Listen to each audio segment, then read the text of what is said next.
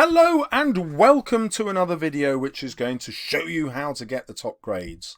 Today's essay comes from Sanjay Saktivel. I hope I pronounced that correctly.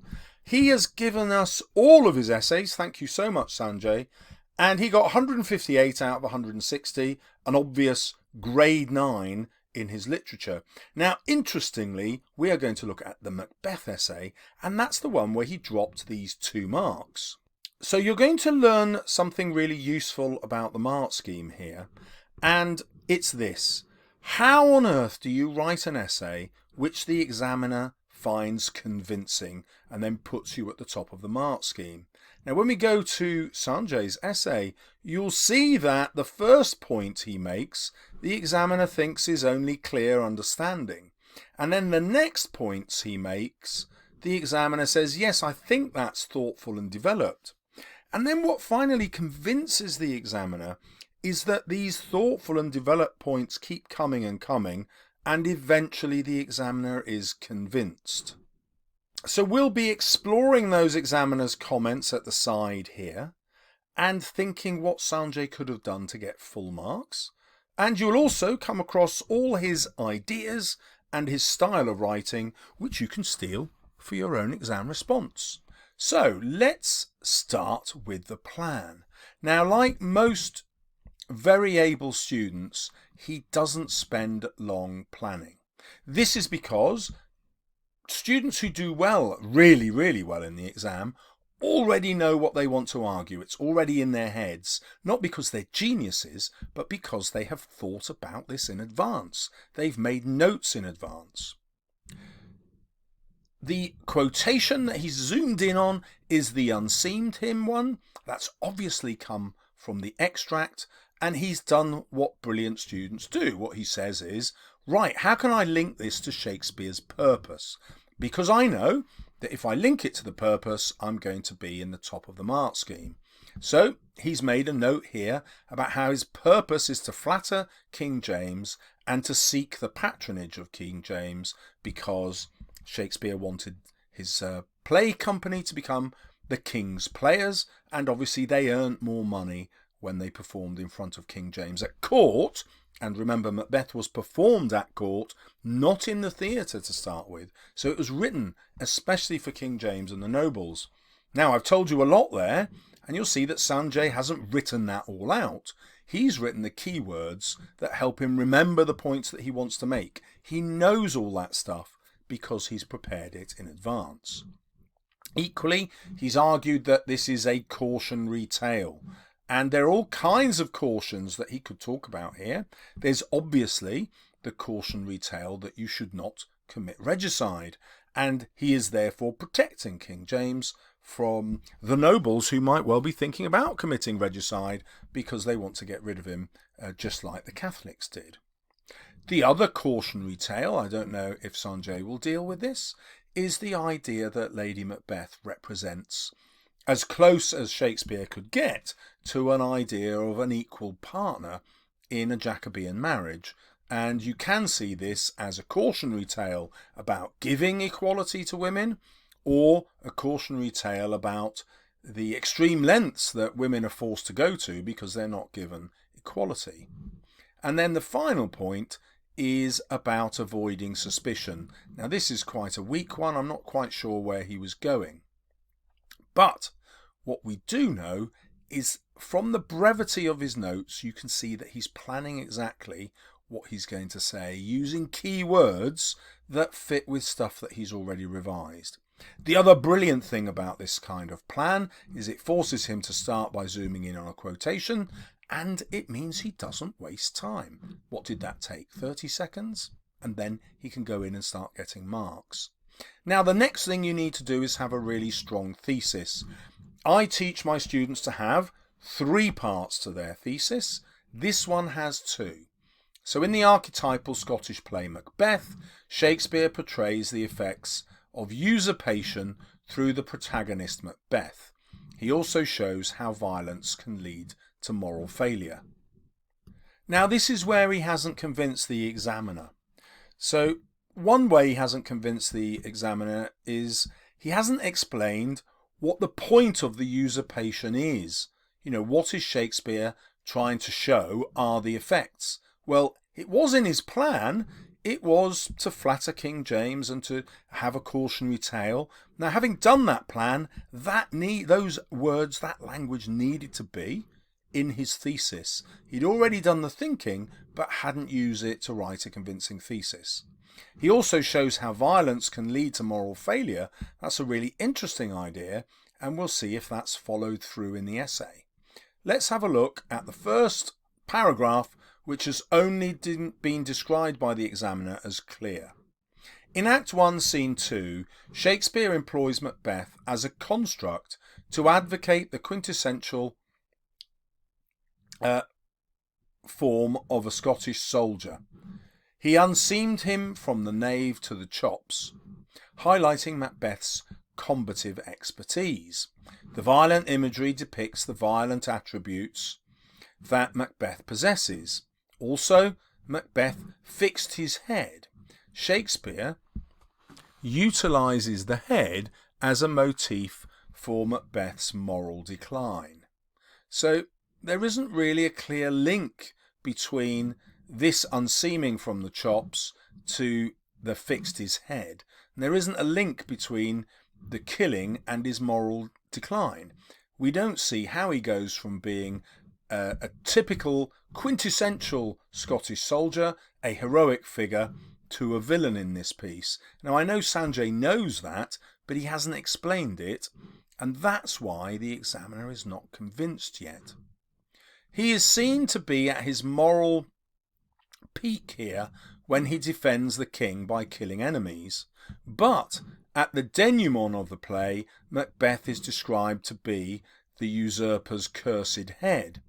This is structured at the end to give a cyclical structure to Macbeth's character arc, symbolising that he is a well-rounded soldier that did nothing wrong. So I can see what the examiner's going on about here. This link to the ending is a really astute thing to do right at the beginning of the essay, because it says that you've got this strong view about how Macbeth is going to develop in the play. But this isn't really what it's symbolising. It isn't symbolising that Macbeth is a well-rounded soldier that did nothing wrong.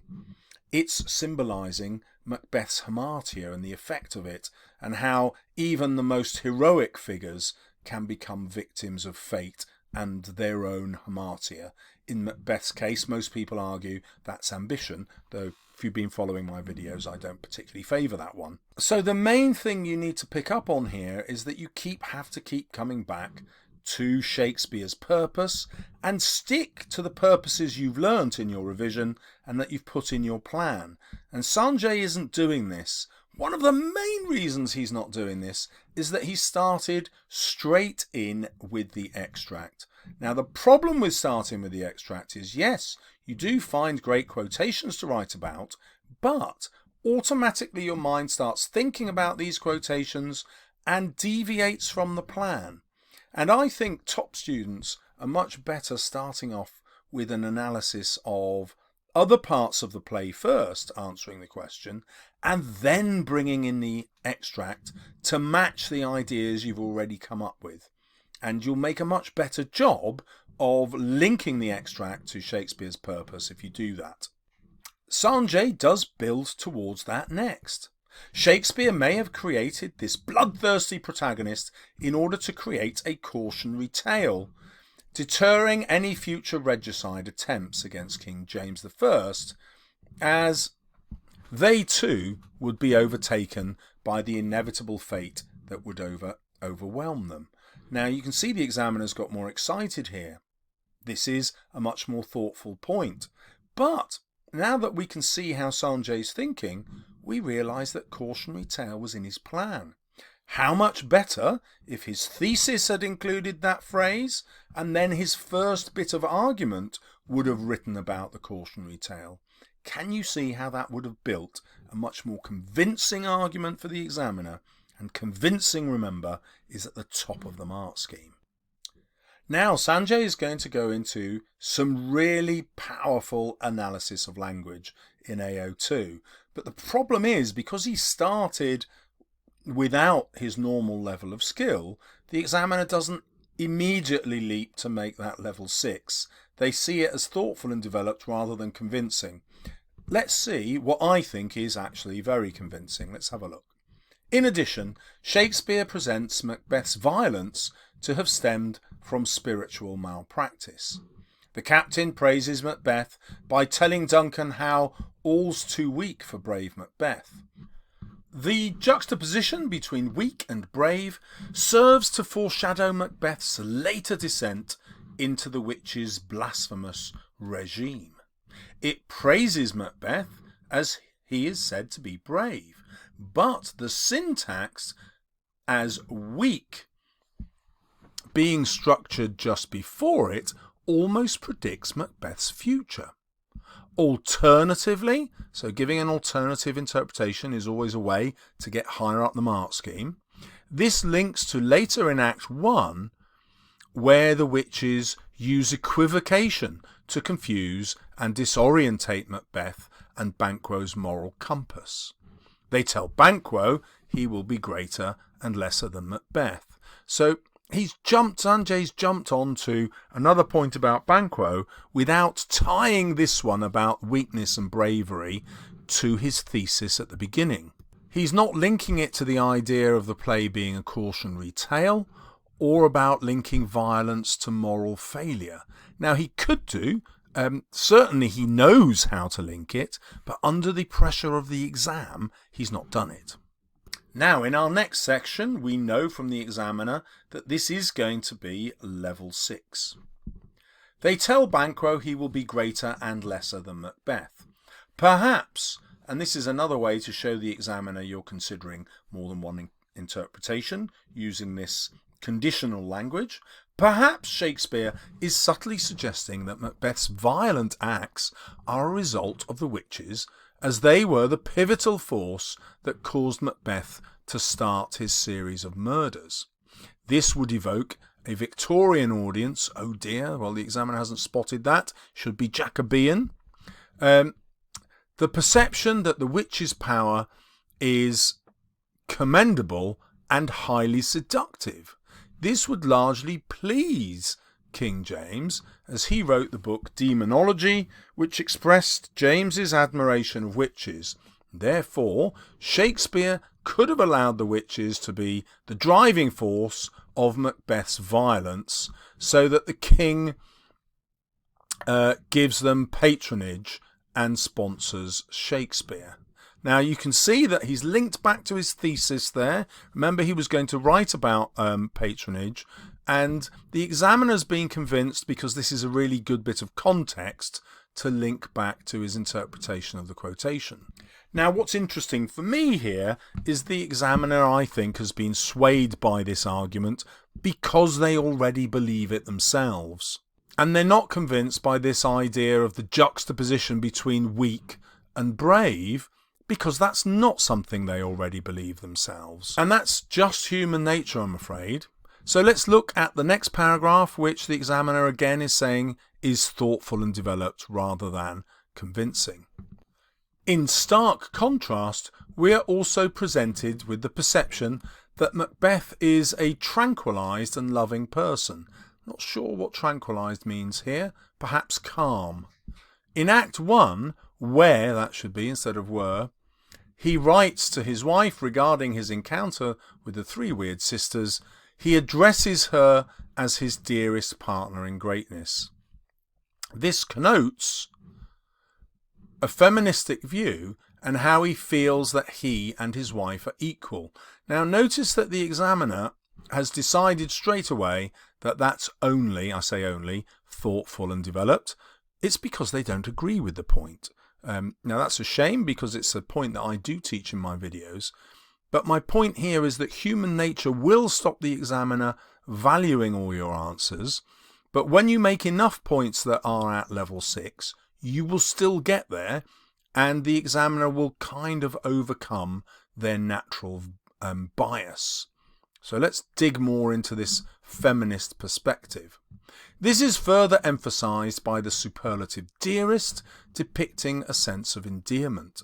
To further this, in Act 5, where Macbeth is almost preparing for his final fight, he still called a doctor to help his Lady Macbeth's sleepwalking. This clearly shows his devotion to his wife and how he is a rational and likeable person. So we're starting to convince the examiner. Let's see what happens next. Moreover, when he hears that Lady Macbeth has died, he begins his soliloquy, tomorrow and tomorrow and tomorrow creeps in this petty pace from day to day. The nonchalant tone symbolises Macbeth's human kindness, but could perhaps also symbolise Macbeth's nihilistic and inhumane feelings. So this again is an interpretation that I have in my videos, and the examiner has finally been convinced because Sanjay has so many parts to this. He's finally got enough evidence for the examiner to agree that Sanjay has got a really good interpretation here, even though we sense that the examiner doesn't agree with it. Shakespeare could have constructed this loving relationship in order to draw a parallel to his own marriage. He married Anne Hathaway, who was 26 at the time, whereas Macbeth was only 18. This would be deemed very peculiar, as Macbeth was so much younger. She was pregnant before marriage, but nevertheless Macbeth married her and had a happy relationship in which he wasn't fruitless, here meaning that he had children compared to Macbeth who didn't. Okay, that's what that means. Therefore, Shakespeare crafts this equal marriage, which would be seen as an aberration to, remember, Jacobean, not Victorian, marriage, in order to expose Macbeth's non-violent and benevolent attribute. Now, what's missing here is a proper connection between Macbeth's marriage and Shakespeare's marriage. The examiner again hasn't come across this idea before and is therefore not yet convinced by it, okay?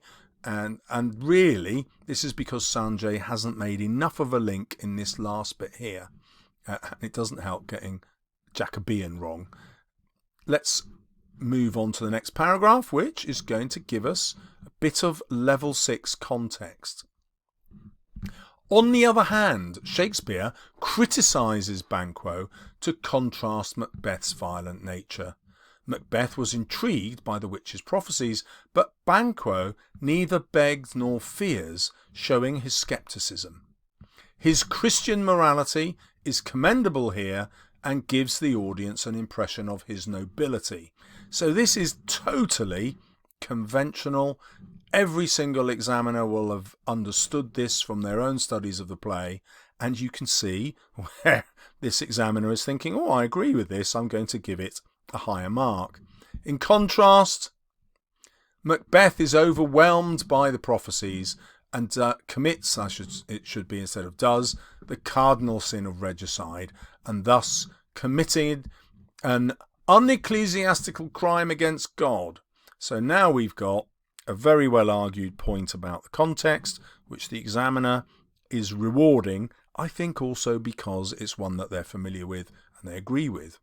The character of Banquo was borrowed from Holinshed's Chronicles by Raphael Holinshed. So this, if you don't know, is the book that Shakespeare based the play on. So it was written in 1587, where Banquo was an accomplice to Macbeth in the king's murder. But Shakespeare subverts this view and presents Banquo as a morally virtuous person. This may be due to the fact that Banquo was thought to be a descendant of King James. This may have been done to present Shakespeare as a good playwright and avoid suspicion of being a Catholic, which was illegal during King James's reign. Now again, there's no comment on this because the examiner doesn't know anything, presumably, about the possibility of Shakespeare being a Catholic. But even more importantly, Sanjay is doing something which you shouldn't do, introducing context without bringing it back to a quotation in the play. And if it doesn't fit with a quotation in the play, then it's just extra context. It's not gaining you any marks at all. And that's what's happened here, because we can see the examiner's made no assessment comment at the side. So where were we? Right, he may have been thought to be a Catholic because Shakespeare bought the Blackfriars Gatehouse in order to hide Catholic priests and fugitives, and because Shakespeare's father was Catholic. So Shakespeare utilises Banquo to create a big contrast in Macbeth's malevolent and heinous acts. So really it's not linked to a quotation, it's not linked to an event, and therefore it doesn't get any marks at all. To conclude, Shakespeare conveys Macbeth to be a violent and deadly soldier in order to attain this ambition, but he's caring and passive in his marriage to his partner, that should be partner in greatness. And we've just got sum level 6. Then we've got the next essay, which obviously we won't mark. Now, the problem with the conclusion is that it doesn't go back to the ideas that Sanjay outlined in his plan. So it doesn't go back to Shakespeare's purpose to flatter King James and gain patronage, and it doesn't go back to the idea of the cautionary tale about killing the king. And now we know that this avoiding suspicion wasn't actually about Macbeth avoiding suspicion. It was about Shakespeare avoiding suspicion of being a Catholic himself. And although all those three things are mentioned in the essay, none of them are mentioned in the conclusion, which makes it a much weaker argument. This is vitally important for you because if Sanjay had mentioned all those in the conclusion, then it would have been a convincing argument. And the examiner would have done this. They would say, yes, I'm convinced by the conclusion. Then they would have gone back and said, have we got to level 6 for AO3, AO2 and AO1? And they'd simply count them. Yep, we've got one here, AO3, AO2, let's look for AO1, AO1, right, they've got everything and I'm going to give it a higher mark. Now I've seen 30 out of 30 for an essay like this where the examiner's just done that. The problem really at the end is that the conclusion didn't convince and therefore the essay as a whole didn't convince. Having said that, you've seen how to get 28 out of 30, and 28 out of 30 of course is certainly enough for a grade 8 or 9 on its own. Now I will be putting up links to other essays in this series. Sanjay has given us a load. You will get a playlist around here somewhere and also videos that you can watch to improve your grade. As usual, thank you so much for subscribing. Why not check out one of the next videos on my channel? Good luck in your exams.